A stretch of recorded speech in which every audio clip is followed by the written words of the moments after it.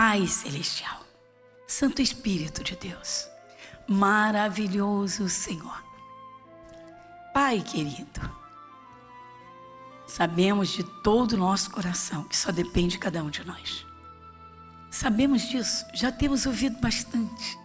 O nosso coração está bem consciente, a nossa mente, nosso interior. Sabemos porque o Senhor fala e tem falado. Buscar-me-eis e me achareis quando me buscareis de todo o vosso coração. Santo Espírito de Deus, Pai Celestial. Oh, o Senhor Jesus diz, eis que estou à porta e bato. Se alguém ouvir a minha voz e abrir a porta, eu entrarei em sua casa. Cearei com ele e ele comigo. Senhor, muito obrigada. Que o Senhor seja glorificado, honrado. O Senhor quer os filhos saciados, cheios do Teu Espírito Santo. O Senhor quer os filhos, Pai, como verdadeiros filhos do Deus Altíssimo. Porque os filhos têm o DNA do Pai. O sangue do Pai corre nas veias. E então pedimos, Pai, pelo preço que Jesus já pagou derramando o seu sangue. Portanto, temos o DNA do Senhor. Fala, Senhor. Fala para que o Teu povo, Teus filhos, possam caminhar nesta terra em comunhão com o Senhor e assim possam viver como verdadeiros filhos do Deus Todo-Poderoso, do Deus Altíssimo, do único Senhor, Jesus. Muito obrigada. Amém. E graças a Deus. Amém? Eu gosto de iniciar os cultos fazendo algumas perguntas ou com alguma frase que vai ser a base do culto. E a minha pergunta a vocês hoje é: vocês que são de Jesus, nós que somos de Jesus, se é que nós em todo tempo, irmãos, vivemos conscientes de quem são os nossos verdadeiros inimigos? Porque se a nossa consciência estiver assim bem trabalhada, né, nossa mente, o nosso coração acima de tudo, daquilo que o Espírito Santo fala a respeito de inimigos, a gente vai com certeza conseguir, né, vencer todas as barreiras que os inimigos tentem levantar. Ai, pastor, eu estou numa perseguição que só misericórdia. Então você está consciente de quem são os teus verdadeiros inimigos? Efésios 6,12. Vai comigo? Carta aos Efésios, capítulo 6, versículo 12.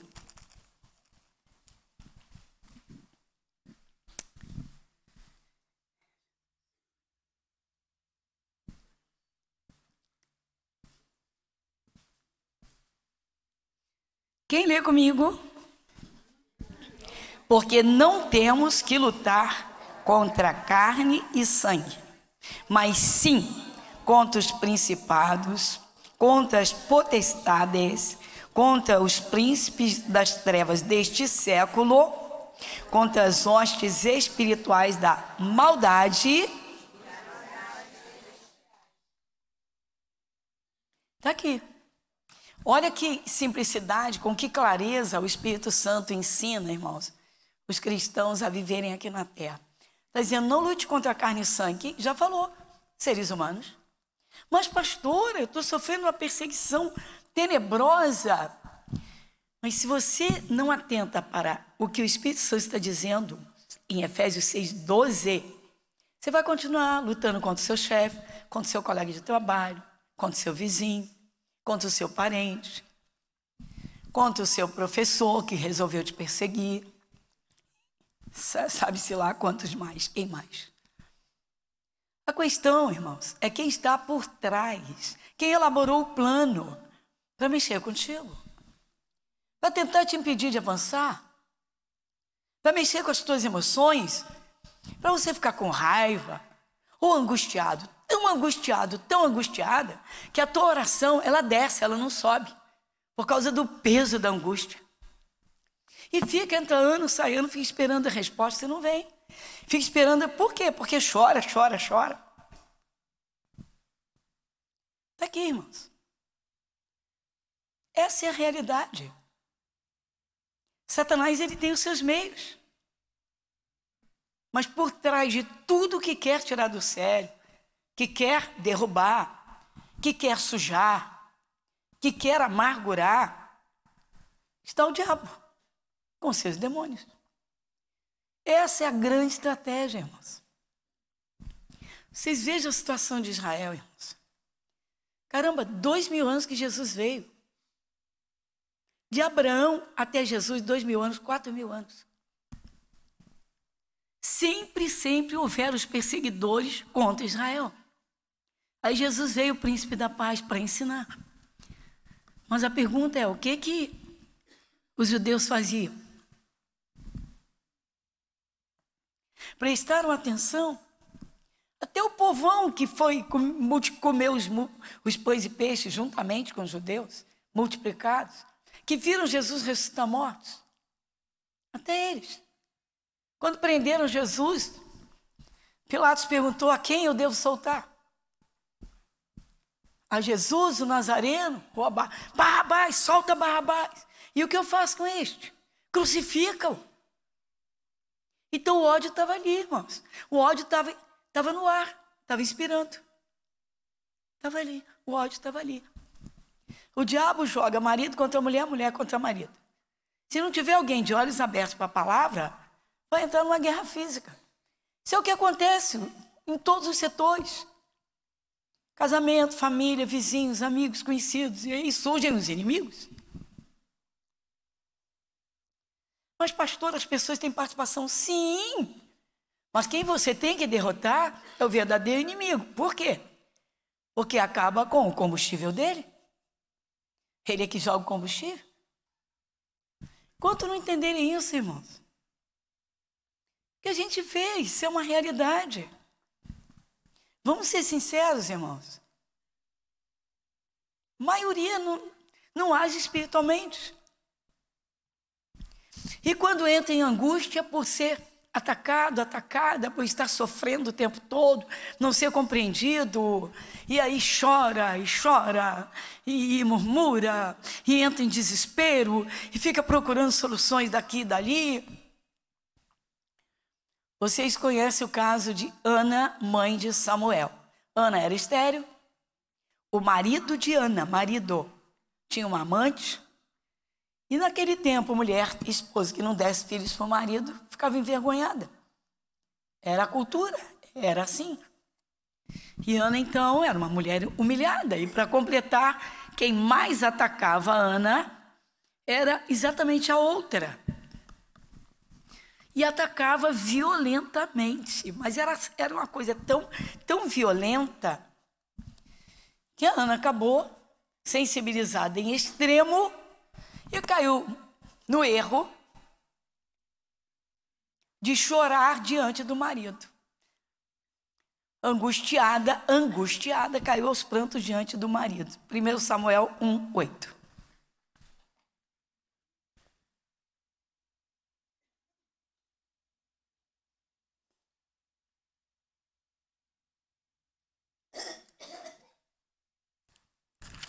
Primeiro Samuel, capítulo 1, livro Samuel, capítulo 1, versículo 8. Então Eucana, seu marido, lhe disse: Ana, por que choras? E por que não comes? Porque está mal o teu coração? Não te sou eu melhor do que 10 filhos? Caramba! Oh, misericórdia! Qual foi a pergunta do marido de Ana para Ana? Ana, por que choras? Ana, por que choras? Vou te fazer... Esse infeliz está vendo o sentimento dela? Ele está vendo o que se passa dentro dela? Não. Ana, está chorando por quê? Você não tem motivo nenhum para chorar. Depois ainda vai se justificar. Eu não te sou melhor do que... Né? Olha só, 10 filhos... Olha só, não sou melhor do que... Ou seja, se eu tivesse 10 filhos, não teria tanta alegria quanto tem comigo. Mas que sujeito prepotente. Caramba, essa mulher... E aí, ela está chorando. Mas ela está chorando, caiu na besteira de chorar diante dele. Pensando que ele ia cair em si, ia largar a outra, ficar só com ela. nem que ela ajudasse a cuidar dos filhos da outra, porque o coração de Ana era bom demais. E, no entanto, ela escuta isso. Adiantou? Olha a besteira em que Ana caiu. Chorar diante do marido por estar angustiada. Pastora, mas não pode? Não deve. Porque tem um lugar apropriado para as lágrimas da angústia. Sabe onde é? O altar da oração.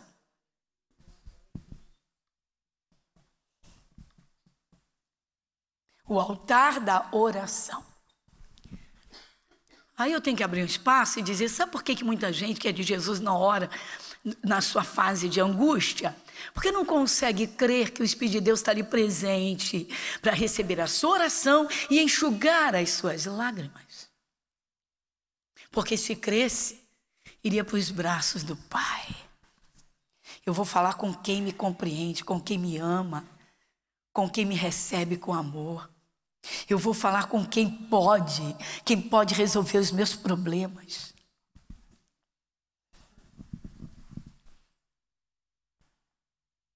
E aí? E foi o que Ana fez. Ela viu que chorar diante do marido não lhe trouxe resultado nenhum. Pelo contrário, ele estava sendo inflamado, usado para que ela perdesse o foco. Porque se ela perdesse o foco de buscar em Deus o seu milagre, ela continuaria estéril. O marido estava no sopro, porque disse, Ana, você não precisa de filhos, eu sou melhor para você do que 10 filhos. Ou seja, esquece essa coisa de querer filho. Mas ela queria ser mãe, era o sonho dela. Isso era dentro dela, ela queria. E aí? Que bom. Ela, E aí, versículo 10. Ela, pois, com amargura de alma, orou ao Senhor. Dá uma paradinha, olha para cá. O que Ana fez? Então vamos ler o versículo 10 de novo. Ela, pois, com amargura de alma, orou ao Senhor e chorou abundantemente. Agora está derramando as lágrimas dela onde? Diga, no altar da oração. Tem gente que não constrói o seu altar, irmãos. Pastor, eu quero construir o meu altar. O primeiro é dentro do seu coração. E depois vem os altares. Aí você tem um cantinho onde você ora e você sabe que Papai do Céu está ali. Ele está ali. Então você construiu um altar porque ali é o teu lugar de orar. Aí você, quando vai orar, você derrama tudo diante dele. Olha, Ana. E aí? Versículo 11. E votou um voto dizendo, Senhor dos exércitos, se benignamente atentares para a aflição da tua serva, e de mim te lembrares, e da tua serva te não esqueceres, mas à tua serva deres um filho varão, ao Senhor o darei por todos os dias da sua vida, e sobre a sua cabeça não passará navalha. Dá uma paradinha. Observa comigo. E votou Ana dizendo, Senhor dos exércitos, se benignamente atentares para a aflição de quem? Da tua serva. Então diga, Ana servia a Deus. Ana servia a Deus. Sabe como é que Ana servia a Deus, irmãos? Então olha só. Quando a outra achincalhava com ela, provocava violentamente, Ana não respondia. Quando você é provocado, achincalhado, pressionado, ironizado, não concorda comigo não, vai ter que concordar, estou orando para isso. Aquilo que concorda não é o que Deus colocou no teu coração. Aí você não concorda. E aí? O mundo espiritual está entendendo. E aí? Aí, chora. Aí Ana acordou, não, peraí. Se Ana revidasse aos ataques da amante do marido dela, ela apresentaria a todos os que a conheciam que ela era serva de Deus? Não. Ela agiria como qualquer mulher do mundo, no natural, sim ou não? Mas como serva de Deus, ela se calava. Ela se calava. Ela não revidava aos ataques da sua rival. Preste atenção nisso, isso vai ser muito importante para o contexto do que estamos ouvindo hoje. Volta comigo, agora no capítulo 1, versículo 6. O que a rival dela fazia? Fazia com ela. Versículo 6. E a sua competidora excessivamente a irritava para a embravecer, porquanto o Senhor lhe tinha cerrado a amada. Está vendo? O que a mulher, que era amante do marido dela, que tinha filhos com ele, fazia com Ana? A achincalhava para irritá-la. Irritar era o objetivo. Com certeza zombava, ironizava a Ana, botava a Ana lá embaixo. Figueira brava, tu não é nada, tu não dá nada para ninguém.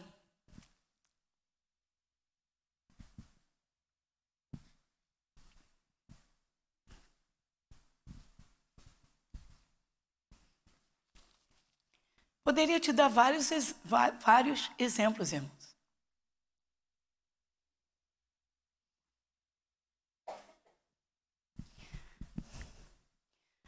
O pastor tal, a pastora tal é um mar morto, não dá nada para ninguém. Não dá o quê? Prega a palavra, então dá tudo, porque a palavra é Jesus. Diga, a palavra é Jesus. Por que as pessoas olham tanto, irmãos, para as outras e não olham para si mesmas? Por isso que ficam julgando e atacando. A rival da Ana via que ela era uma mulher calma, sossegada, era uma mulher literalmente mansa. Então ela queria tirar a Ana do sério, porque aí ela conseguiria uns pontos favoráveis com o amante dela. Vai dizer, larga ela e fica só comigo. Mas Ana nem queria destruir seu casamento e não queria deixar de buscar um milagre para ser mãe.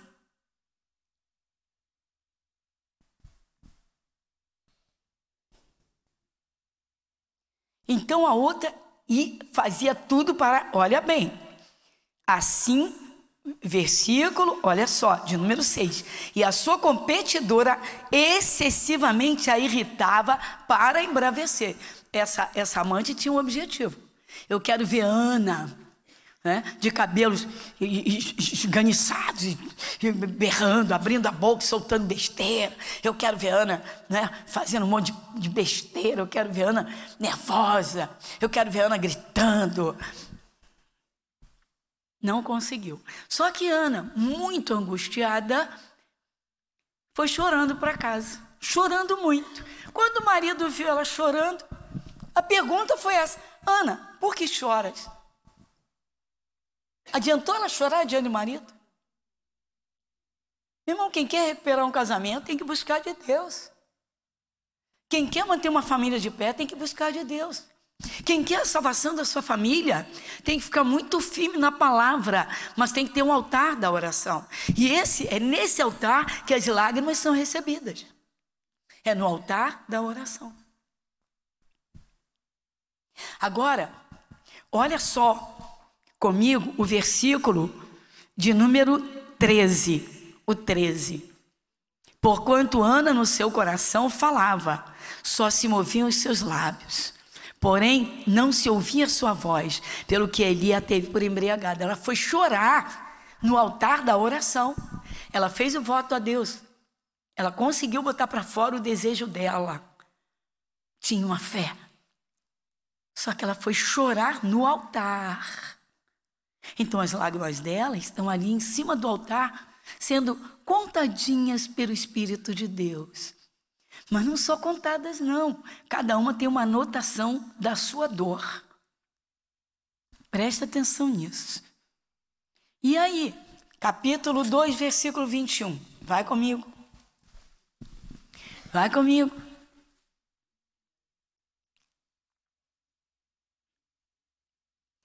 O que diz o versículo 21?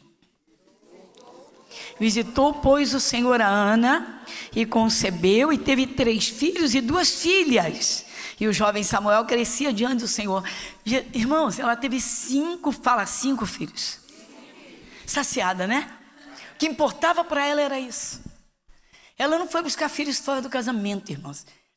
Ela era uma mulher honrada, temente a Deus. Ela não fez o que ele fez, nem que a outra fez. Só que ela serviu a Deus porque ela não se embraveceu. Ela não perdeu o autocontrole. Ela não xingou, ela não revidou, ela não atacou, ela não contra-atacou. Ela podia, no mínimo, ter soltado ali a amargura dela, dizer, não se mexe comigo, vai viver a tua vida. Mas ela não falou, a Ana não falou nada.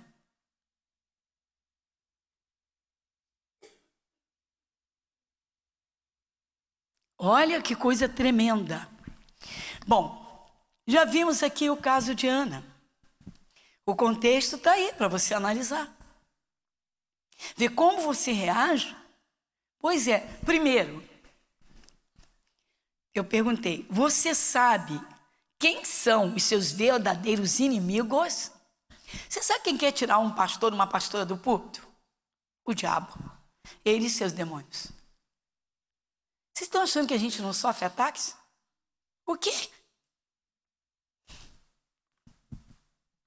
Vai dar atenção, você erra o alvo. Você não prega. O apóstolo Paulo, ele terminou o seu ministério, estava preso. Sabe quem ajudou Paulo a pregar a palavra, levando cartas com as palavras que o Espírito Santo dava para ele? Era Lucas e Timóteo. Se mantiveram fiéis, mas a gana do diabo era em cima de Paulo.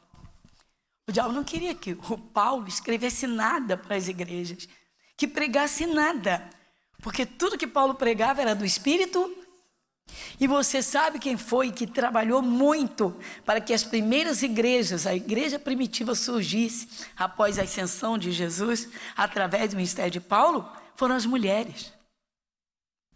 As mulheres, é só você ver lá, vai ver as cartas de Paulo. Então, quem quer tirar pastores de detrás dos púlpitos, não é carne e sangue não, porque não se luta contra carne e sangue. Quem quer tirar obreiros, quem quer tirar você da presença de Cristo, é o diabo. Ele não está satisfeito com os filhos salvos, salvação. Ele não está satisfeito com a tua luz. Então vem os ataques. A gente fala muito de Davi, né, irmãos? Até porque grande parte dos salmos são de Davi. O Espírito Santo usou Davi poderosamente para inspirar o povo de Deus. Há orações de Davi que têm que ser copiadas, mas não no sentido de cópia, e sim de receber e fazer as próprias palavras, aquelas palavras que o Espírito Santo está dando através dele. Por quê? Davi, irmãos, ele foi um dos maiores adoradores que esse planeta teve. Mas foi um dos homens mais odiados pelo diabo.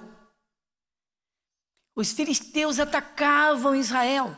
Quem estava por trás? Satanás. Satanás não suportava quando Davi começava a orar, a adorar, e depois pegava a espada dele e saía em campo. Lá vem ele. Por quê? Porque Deus era com ele. Ele era um adorador de Deus. Só que aquilo mexia com ele. Mas ele não foi chorar diante do Saul, não. Abre a sua Bíblia no Salmo 6, versículo de número 6.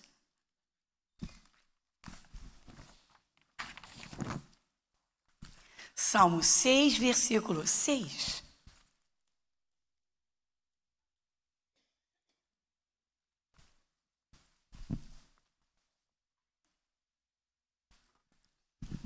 Salmo 6, versículo 6.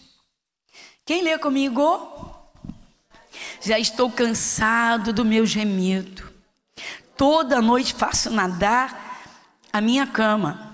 Molho o meu leito com as minhas... Ele não foi chorar diante de Saul, não, irmãos. Ele chorava quietinho, caladinho, diante de Deus. Estava deitadinho, cansado. Ele guerreava muito, ele lutava muito. Então ele está na cama, ninguém está vendo, mas Deus está vendo. Deus está vendo. E ele está, você vê que a coisa é tão forte, irmãos, é tão violenta, que diz que a cama dele está nadando nas lágrimas dele. Isso é um sentido figurado para dizer assim, me derrama em lágrimas quando eu bato na cama, porque ele fica pensando, o que eu fiz? Por que tantos ataques? Por que querem o meu fim? Por que não me dão sossego? Por que não me deixam em paz? O que aquela mulher que provocou Ana tinha que mexer com Ana? Já tinha roubado o coração do marido dela em paz. Deu um monte de filhos para ele. Mas o diabo odiava Ana, porque Ana não fazia nada errado. Porque Ana não quis revanche. Volta e meia você escuta por aí. Ah, eu fiz porque fez comigo, eu fiz também. Ana não. Ela caiu no erro de chorar diante do marido. Ele não tinha poder para acabar com a esterilidade dela, para dar a ela verdadeira alegria. Quando ela foi orar, fez o voto e chorou, derramando suas lágrimas no altar da oração, Papai do céu recebeu. Ela veio buscar o meu socorro, ela veio chorar, derramar as suas lágrimas diante de mim. Davi, está aqui o rei Davi. Mas e aí? Olha, irmãos, entende-se que o Salmo 42 também é de Davi, entende-se. Muitos estudiosos, porque nem todos os salmos são de Davi, a maior parte sim. Entende-se que o Salmo 42 é um salmo de Davi. Então, Salmo 42, versículo 3. Vai comigo? Salmo 42, versículo 3.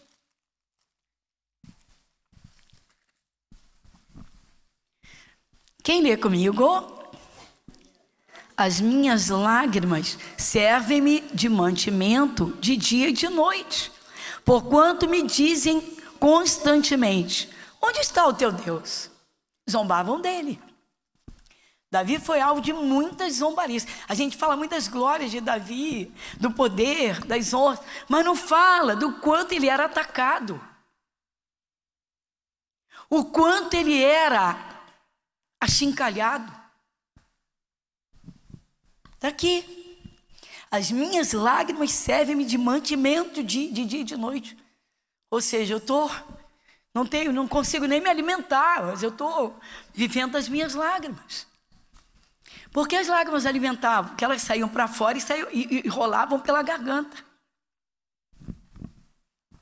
Vocês sabem que muitas lágrimas rolam por dentro. Tanto que tem gente que quando chora, joga até pelas narinas. Porque está tudo interligado. E tem lágrimas correndo pela garganta abaixo. Vocês estão vendo? Ó? Davi. As minhas lágrimas servem para de ficar abalado com os ataques. Para de ficar abalado diante das injúrias, das críticas, zombarias.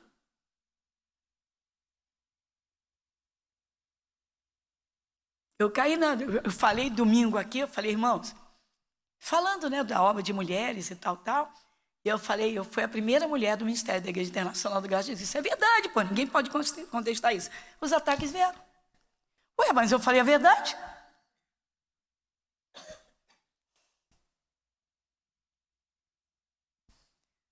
Aí a vontade de você perguntar assim, vem cá, você não tem o que fazer no seu ministério, não? Vai cuidar do seu trabalho. Mas vale a pena? Claro que não. Vai chorar? Ah, pelo amor de Deus, vamos ganhar almas. Glória a Deus. Pisa na cabeça do diabo. E aí? Quantos de vocês sabem que Débora, da Bíblia, era uma profetisa, que foi ela quem liderou a guerra contra o pior exército da época? Quem sabe? E Deus deu vitória. Deus deu vitória a Israel. Eu não sou Débora, não, eu sou só Gorete Moura. sou nada nem ninguém, mas Jesus é tudo em mim. Vai comigo. Esquentar a cabeça com isso, vai comigo. Repete esse versículo comigo, vai.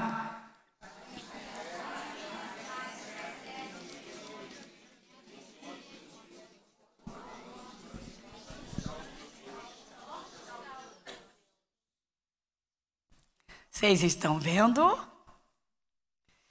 Então, eu vou mostrar a vocês por que o diabo usava tanto para deixar Davi nesse estado. Porque ele tinha a alegria de Davi, irmãos, era servir a Deus.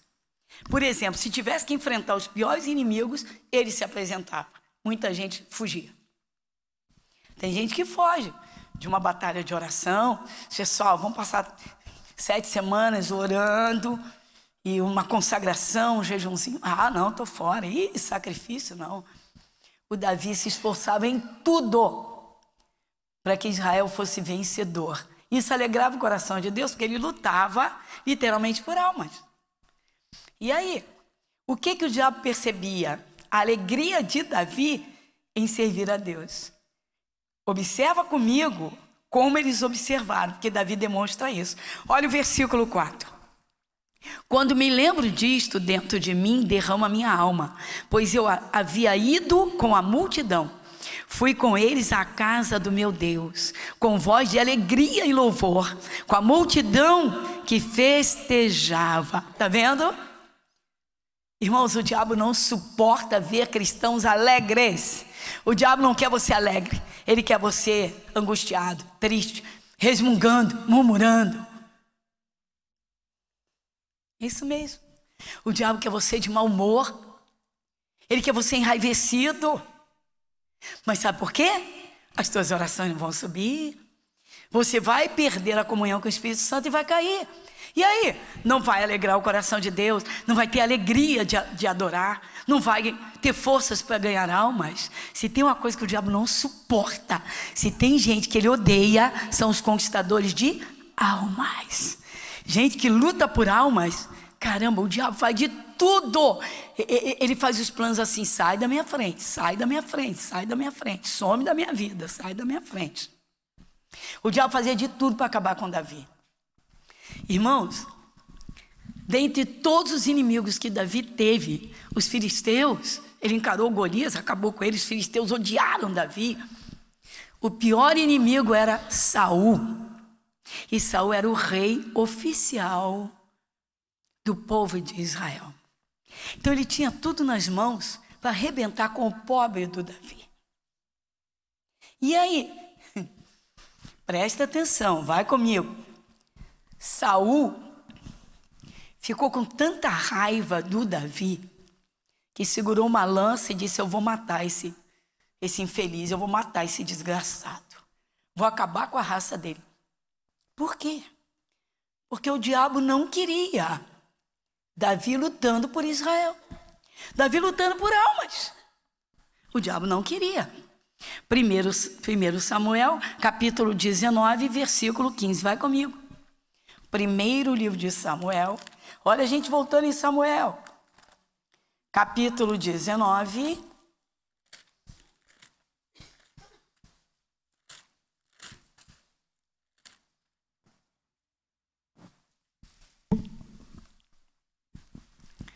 Primeiro Samuel, capítulo 19, versículo 15. O que diz aqui? Então Saul mandou mensageiros que viessem dizendo: traze-o mesmo na cama para que eu... O que Saul está dizendo? Eu vou matar Davi. Eu vou matar esse camarada. Eu vou acabar com ele. Eu vou acabar com esse sujeito. Davi era adorador de Deus. Botava todo Israel cantando e dançando para Deus. Coisa tremenda. Davi lutava para que o povo de Israel servisse a Deus. Ou seja, agia como pastor. Olha bem. O diabo olhava o Davi e dizia: esse camarada tem que sair da minha reta. Ele tem que sair da minha frente. Eu não estou conseguindo o que eu quero. E aí? Tem mais. 1 Samuel 24, capítulo 24. Capítulo 24. Versículo 1 e 2.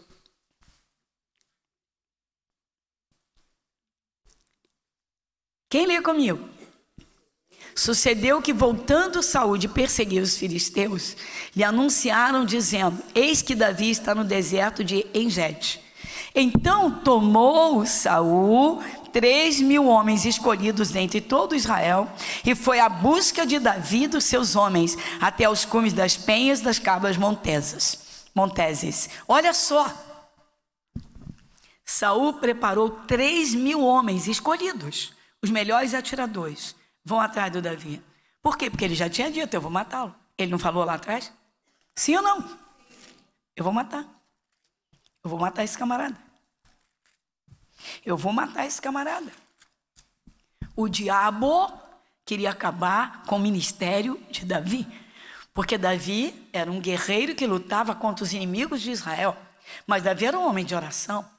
Davi era um adorador.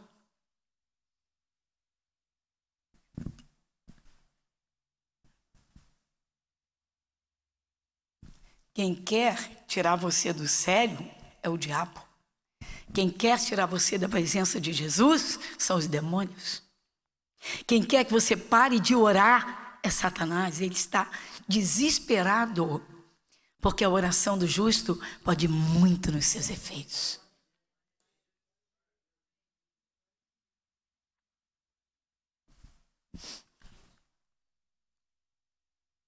E aí? Vamos em frente. Por que Davi, irmãos? Como é que Davi conseguia dormir com o exército de Saul, 3.000 atiradores de elite atrás dele? Aí, irmãos, é que muita gente se machuca. Davi tinha uma fé inabalável. Não era uma fé mental. Não era uma fé de boca: eu tenho muita fé. Não. Davi, ele tinha uma certeza tão grande da presença de Deus, que ele não deixava um espaço para duvidar que Deus estava de olho nele. Ele sabia que Deus o guardava. Isso ele sabia. Por quê? Volta nos Salmos e vai comigo no Salmo de número 4.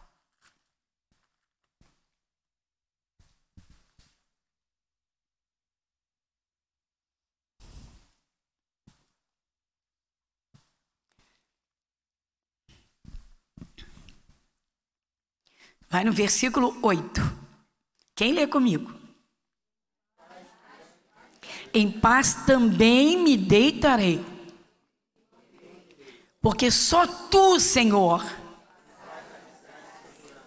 Onde estava a confiança de Davi?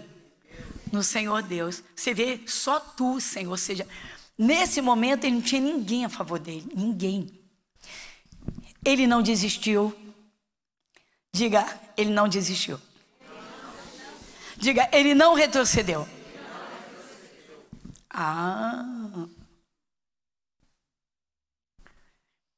Irmão, Satanás faz de tudo para desviar o foco. Satanás faz de tudo. Quem é cristão, pessoa que é sério com Deus, que é ganhadora de almas, que serve a Cristo fugindo de pecado, que é adorador. O diabo quer derrubar mesmo. O diabo quer derrubar. Porque o mundo está precisando da tua luz mesmo. Ele está precisando dessa luz. E aí? Você vê que ele diz assim: em paz também me deitarei e dormirei. Ele está no meio da guerra. Se você observar, volta comigo no Salmo 3, versículo 1. Vai comigo. Salmo 3, versículo 1. Quem lê? Senhor, como se tem multiplicado os meus adversários. São muitos os que se levantam contra mim. Está vendo? Vocês estão vendo? Salmo 3. Senhor, tem se multiplicado muito os meus adversários.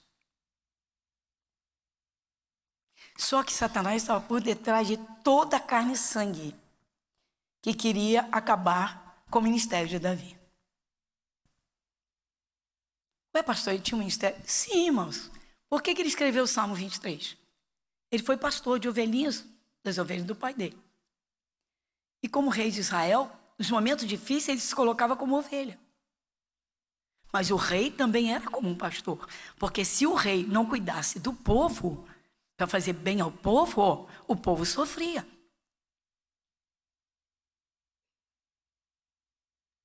Tanto que os reis também eram chamados, pelo povo de Israel, também tinha assim uma ideia de pai.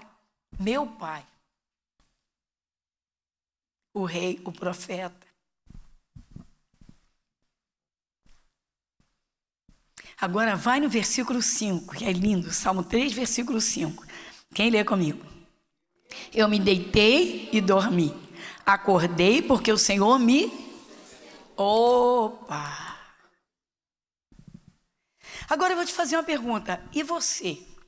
Já tem o seu cantinho de oração? Onde você construiu um altar e ali você derrama as suas lágrimas? Porque Ana... Com certeza, com aquele marido, nem em casa ela podia orar direito. Sabe o que ela fez? Ela foi ao templo. Foi lá no templo que ela orou, fez o voto e derramou as lágrimas. Às vezes a gente vê pessoas chorando muito na igreja. Sabe que está passando luta em casa, não consegue nem orar em casa. Porque não vai ter quem compreenda. Está arriscado o marido virar e perguntar: Ô Maria, por que choras?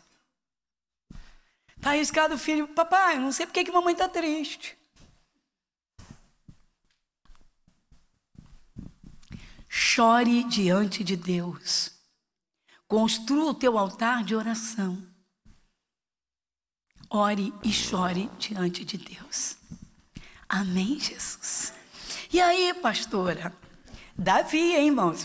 Olha bem. Salmo 56, versículo 8. Salmo 56, versículo 8.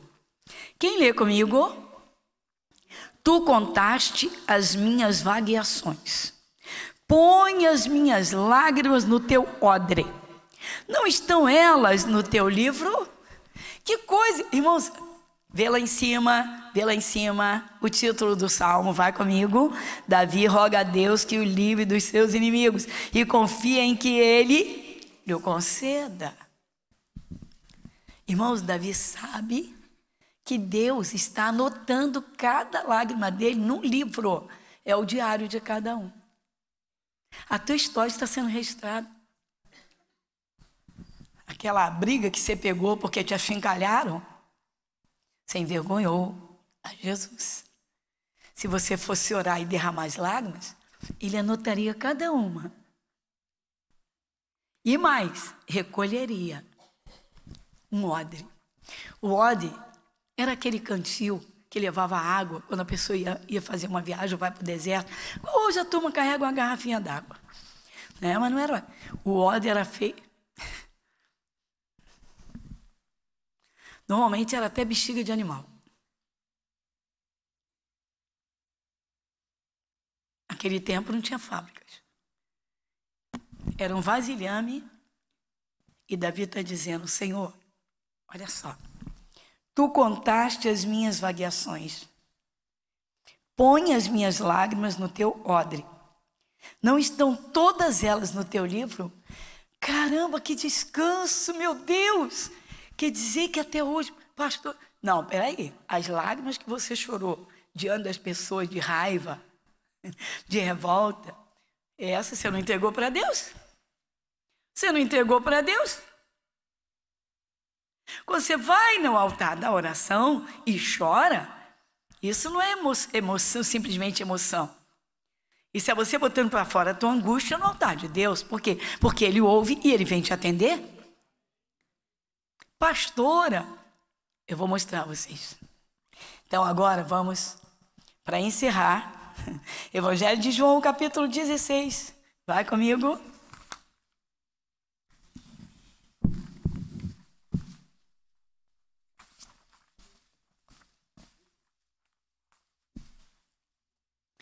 Evangelho de João, capítulo de número 16.